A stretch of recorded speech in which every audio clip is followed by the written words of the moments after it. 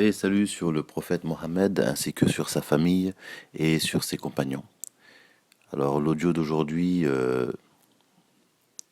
est sur le thème donc de la Salatul Fatihi et donc c'est un encouragement que je fais à tous mes confrères donc de réciter abondamment la Salatul Fatihi. Donc la Salatul Fatihi c'est une salat à la Nabi mais elle est particulière dans le sens que c'est une salat qui n'a pas, contrairement aux autres salats à la Nabi, donc prière sur le prophète, c'est une prière sur le prophète qui n'a pas été conçue, ni pensée, ni écrite, ni créée par un être, une créature. Donc c'est une salat qui émane directement de Allah Azawajal. Et c'est à partir de cette salat, à partir de cette prière, que viennent toutes les autres prières sur les prophètes. Toutes les formes de louanges qui peuvent exister sur le prophète Mohammed sallam, donc qui sont créées par des créatures, toutes les formes de louanges, toutes les formes d'exaltation, toutes les formes de glorification du statut du prophète Mohammed sallam, elles sont toutes incluses dans la Salatul Fatihi. Et toutes les vertus exotériques, les vertus ésotériques qui sont contenues donc dans les louanges sur le prophète, dans les salats à la Nabi que l'on peut trouver, elles sont toutes contenues dans la Salatul Fatihi. Toutes les prières manifestées et non manifestées sont contenues dans la Salatul Fatihi. La Salatul Fatihi est indescriptible. Elle est indescriptible. C'est une prière sur le prophète qui n'a pas son pareil. Voilà, c'est une prière sur le prophète qui n'a pas son pareil et il faut la réciter en abondance. Et la récitation en abondance donc de la Salatul Fatihi est vraiment l'occupation la plus précieuse du disciple Tijani. Et c'est vraiment de très loin ce que le disciple peut faire de plus profitable de son temps libre en dehors des oraisons donc de la voix, en dehors des oraisons principales de la voix. S'occuper avec la Salatul Fatihi est vraiment ce qu'il y a de plus rentable. Alors on demande à Allah Azawajal, on demande à Dieu de nous occuper avec les meilleures occupations, avec la meilleure occupation. Alors la Salatul Fatihi va être un viatique, va servir de viatique, elle va servir aussi de destrier céleste, de destrier pour nous faire voyager vers les grâces infinies. Vers les grâces infinies donc des trésors mohammediens. C'est avec la Salatul Fatihi que l'on peut accéder à cela très facilement. Chaque Salatul Fatihi qui est récitée, donc en suivant les conditions, la Salatul Fatihi, elle a des conditions pour être récitée.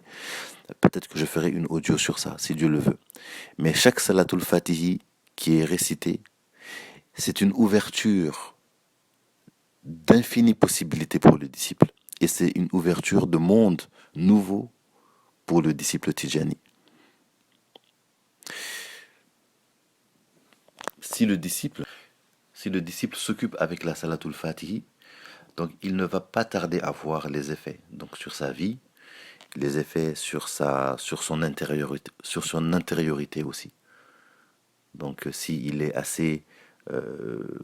s'il est constant, il ne va pas tarder à en voir donc les effets donc sur son intériorité et même les effets sur son entourage.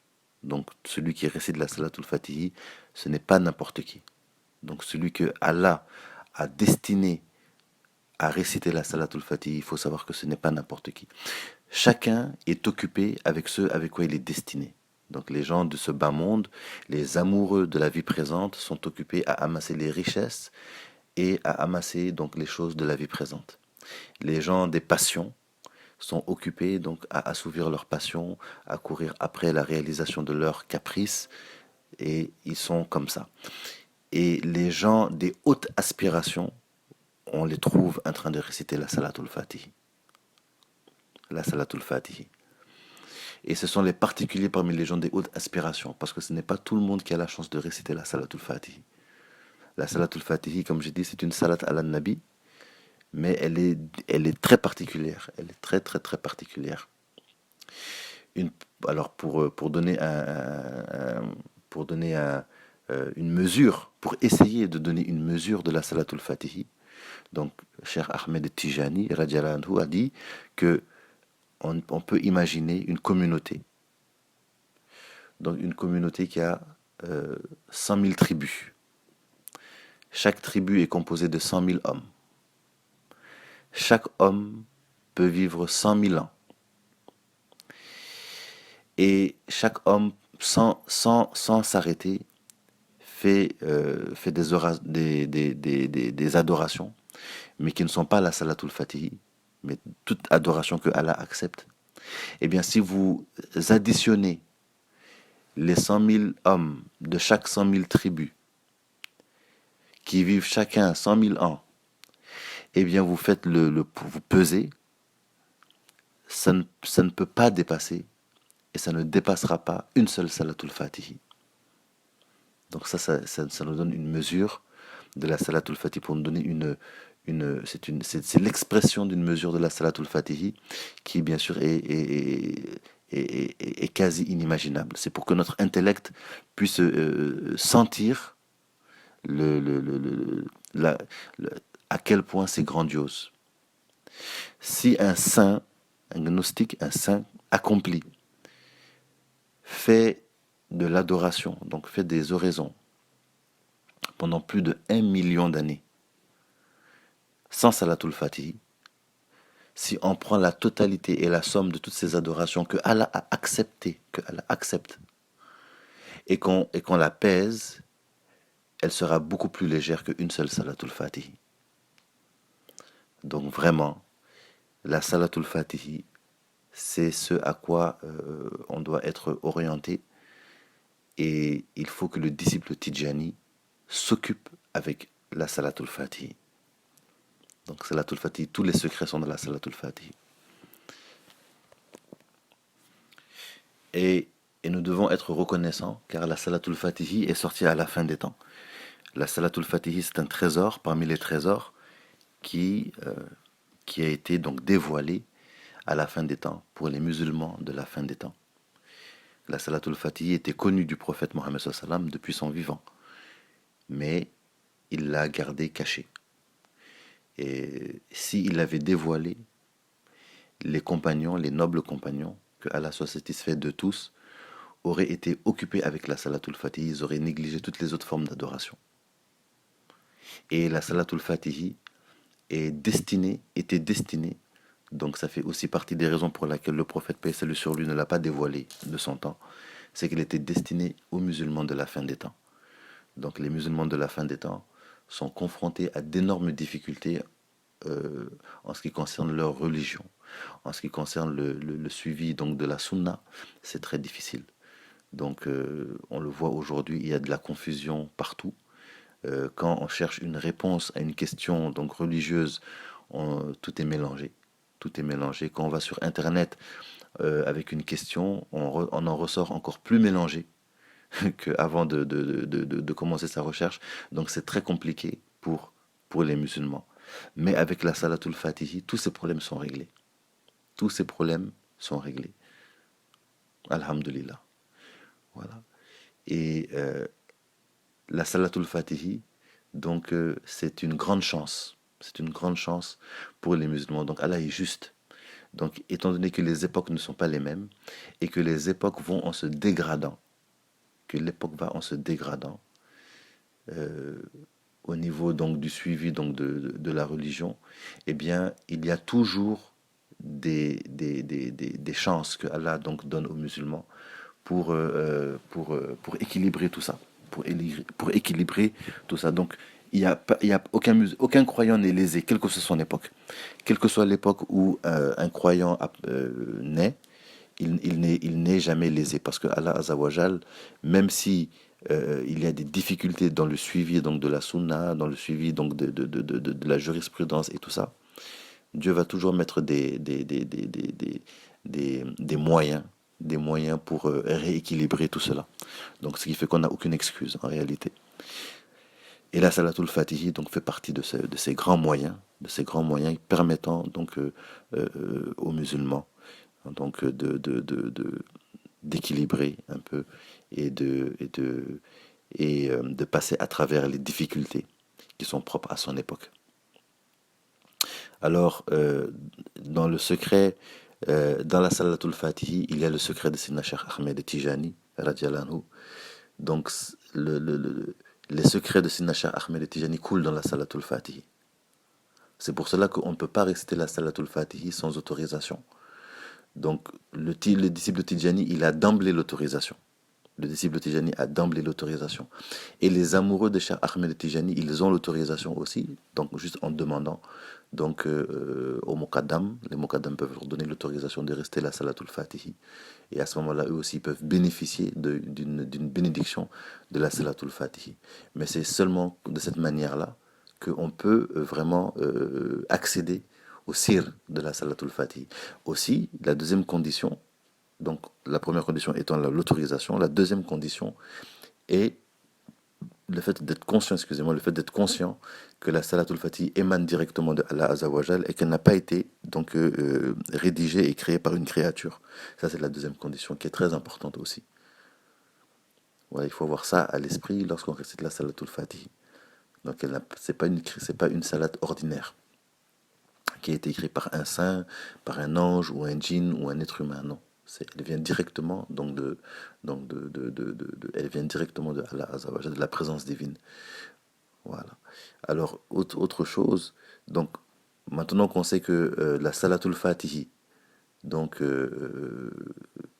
est imbibée donc, du secret de Sina Cheikh Ahmed Tijani, donc elle est imbibée aussi donc, du secret de la Tariqa Tijaniya. Elle est imbibée aussi du secret du prophète Mohammed sallallahu alayhi wa sallam. Et plus de choses encore qui n'est même pas possible de prononcer. Donc en récitant la Salatul Fatihi, il y a tout ça dedans. Donc il y a beaucoup de choses à dire sur la Salatul Fatih. Plusieurs audios seraient nécessaires pour en donner certaines particularités et certains attributs aussi. Mais cet audio et l'intention, en tout cas derrière cet audio, est de juste faire un rappel, un petit rappel, et de nous encourager à réciter la Salatul Fatih. Donc après les oraisons obligatoires de la voix Tijania, de la voix Tijani, donc le disciple Tijani doit s'évertuer à réciter la Salatul Fatih en abondance. En abondance, donc il doit ne pas être paresseux et chercher donc à maximiser donc par le nombre, par la quantité, mais aussi par la qualité aussi, par la qualité de sa récitation. Et ça aussi, ça prend une audio aussi pour donner certaines indications par rapport à la présence du cœur et tout cela. Il n'y a rien aussi de plus grand que la Salatul Fatih en dehors du nom suprême. C'est la seule oraison qui est plus grande que la Salatul Fatih. Donc lorsqu'on prend en termes d'oraison bien sûr, c'est bien sûr le nom suprême. Voilà, c'est le nom suprême qui est supérieur à la Salatul Fatih quand on parle d'oraison. Mais rien d'autre n'est supérieur à la Salatul Fatih. Et quant à la lecture du Coran, quand on la prend comme oraison, encore je précise bien comme oraison, donc ça dépend du lecteur. Ça dépend du lecteur. Voilà, il y a la majorité donc des musulmans, des croyants, une grande partie des musulmans et des croyants, c'est plus intéressant pour eux, c'est plus rentable pour eux de faire des prières sur le prophète. Et donc la Salatul al-Fatihi, cela est plus rentable pour eux, plus avantageux pour eux que la récitation du Coran.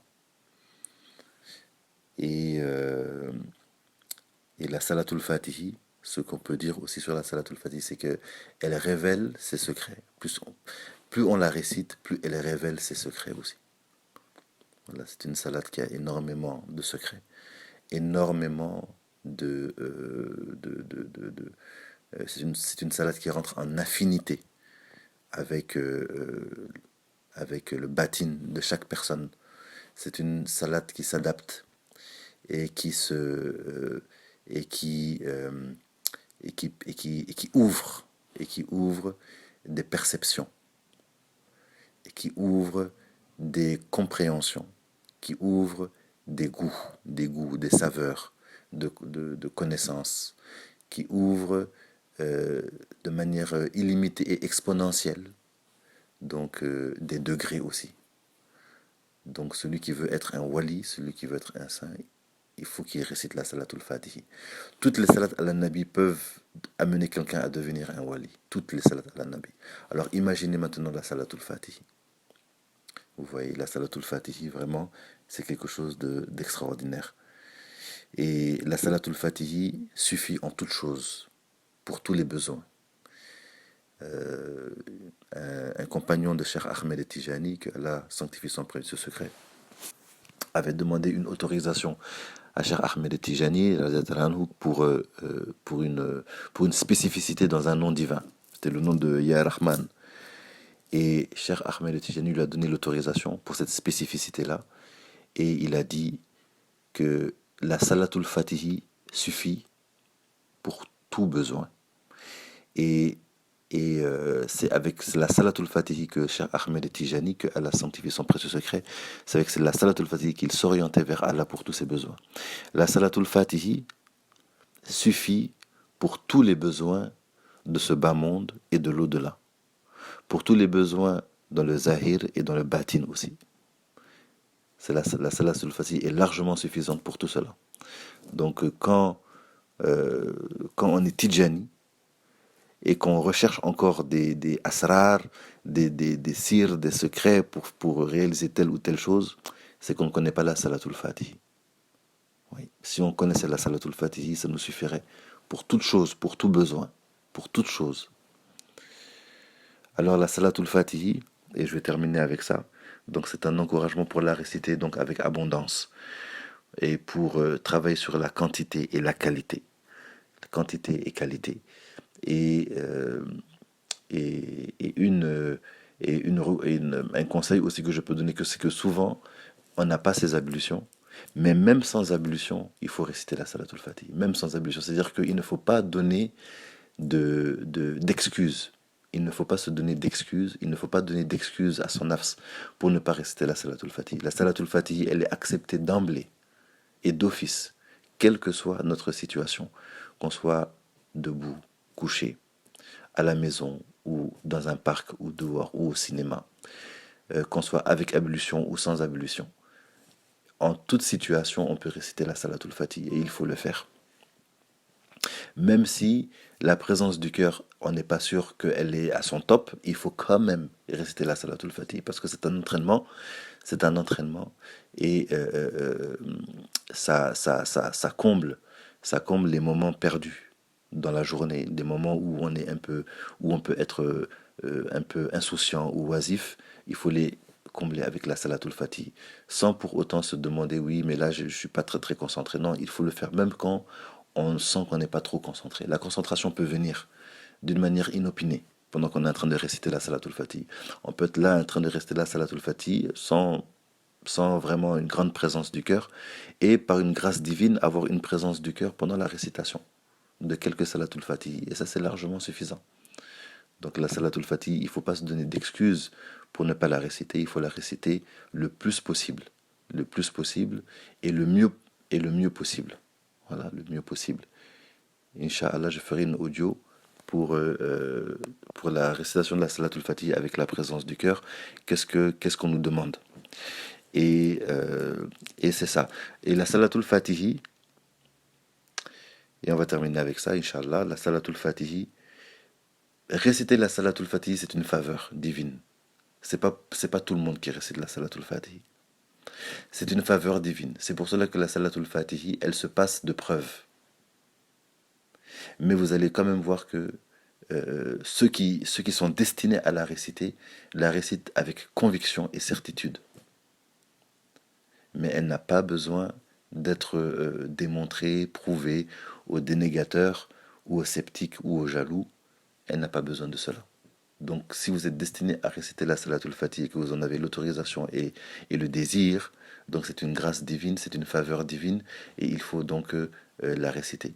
Ceux qui ne sont pas destinés à réciter la salatul fatih ne vont pas la réciter, et on ne peut rien faire pour cela. Il n'y a pas de preuve à donner, il n'y a pas de démonstration à faire, Il n'y a pas non plus à argumenter. Voilà, les choses sont telles qu'elles sont. Et nous nous suffisons donc des paroles de notre cher. Donc, Sina Cheikh Ahmed Tijani, que Allah sanctifie son précieux secret. Que Allah nous fasse bénéficier donc des trésors de la voie, des trésors de l'islam, des trésors du prophète Mohammed sallam. Que Allah nous comble de ses faveurs.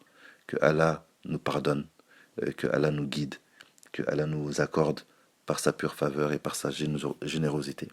اللهم صل على سيدنا محمد الفاتح لما أغلق وخاتم لما سبق الناصر الحق بالحق والهادي إلى صراطك المستقيم وعلى آله حق قدره ومقداره العظيم سبحان ربك رب العزة عما يصفون وسلام على المرسلين والحمد لله رب العالمين